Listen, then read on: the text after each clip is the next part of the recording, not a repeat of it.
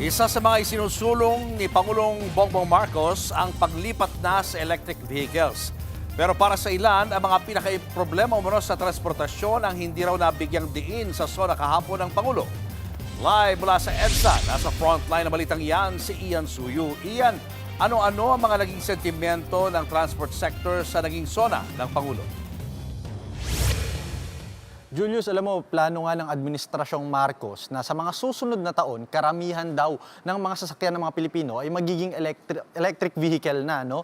Yan ang nabanggit kahapon ni Pangulong Bongbong Marcos sa kanyang State of the Nation address. Yun nga lang, may ilang mga tsuper na tila nakukulangan at dismayado dahil anila, wala daw silang narinig o nakitang proyekto na nakalaan para sa kanila sa kabilayan ng patuloy na pagtaas ng presyo ng gasolina at produktong petrolyo. Iwas polusyon at mas makatitipid dahil walang taripa o import tax na idaragdag para sa mga bibili ng electric vehicle. Yan ang isa sa mga nakikitang epekto para sa mga consumer kung ito na ang gagamitin.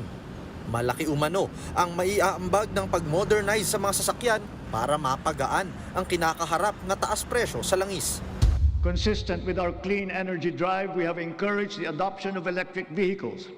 We have removed all tariffs on EVs until 2028 to bring down market prices. Ayon sa Electric Vehicle Association of the Philippines, tumataas na raw ang demand ng EV dahil sa mega oil price hike. Sa unang quarter pa lang ng 2026, mahigit 21,000 na ang bagong rehistro at purchase ng lahat ng uri ng EV, mapa-hybrid man o battery electric vehicle. Malapit na sa higit 35,000 units na naitala sa buong 2025. At tingin ng grupo, mas tataas pa raw ang demand. Sa katunayan, halos pumapantay na raw ang presyo ng EV at ang standard na degasolina o petrolyong sasakyan. He was giving the chance for an alternate type of vehicle. Hindi na tayo mag-concentrate sa ICE. And the auto industry's direction is really into EVs na. Kabilang sa mga bentahe ng pagkakaroon ng electric vehicle o EV ay makakaiwas ka sa sunod-sunod na pagtaas ng presyo ng gasolina at ng produktong petrolyo. Posible ring umunlad ang manufacturing industry ng EV dito sa ating bansa. Pero ang mas malaking tanong, paano naman yung mga tsuper natin na hirap makipagsabayan sa modernization dahil kakarampot lamang ang kinikita sa kanilang pamamasada? Ang ilang tsuper, dismayado, lalo't wala naman daw nabanggit na plano o proyekto para sa kanila. Ewan ko lang kung bakit hindi nababanggit dyan, hindi may sama-sama dyan sa mga sa problema. Wala na naman nangyayaring biyahe namin. Katulad ngayon, tingnan mo, wala pang pasahero, taas pa ang krudo, wala. Kung gusto nila, punuin na nila ng electric para hindi na gumamit ng gasolina. Kasi hindi naman namin kayang mag-boundary dun sa electric dahil mahirapan din kami. Sinabi naman ng isang transportation expert na bagamat may benepisyong makukuha sa EV, hindi pa rin daw nito matutugunan ang mga pangunahing problema sa transportasyon.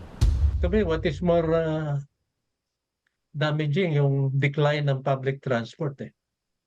Because of the number of decline ng buses tsaka jeepneys, dadami yung mga motor vehicles, lalaki yung traffic. The traffic jam congestion will worsen sa Manila. Especially yung electric vehicle exempted. Julius, maidagdag lang natin, kanina nabanggit rin ni Professor Santiago na bagamat tansyan ng Administrasyong Marcos by 2040, nasa 50% na daw ng overall car users dito sa Pilipinas ay gumagamit na ng EV, tila malayo pa daw ito sa posibilidad na mangyari talaga in actuality. At sa katunayan nga, ang mas dapat daw natutukan talaga ay yung mga problema may kinalaman sa oil price hike at public na transportation, lalo't dadalawang taon na lamang ang nalalabi sa Administrasyong Marcos. Julius? At ito pa, Ian, kasabay ng pagtaas nga ng demand ng mga EV, ang tanong dyan, meron bang sapat na charging station itong mga EV na ito? At kung meron man, saan naman kaya ito tatayo?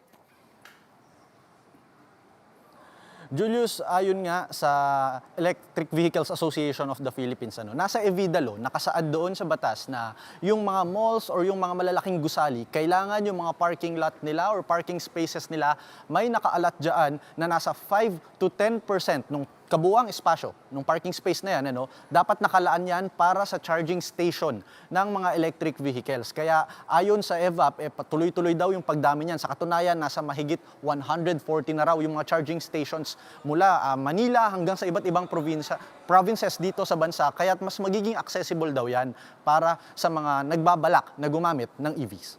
Julius? Maraming salamat, Ian Suyu, live mula sa TV5 Media Center. Mga kapatid, Julius Babaw po. Para sa komprehensibo at makabuluhang balitaan at talakayan, mag-follow at mag-subscribe na sa social media pages ng News 5.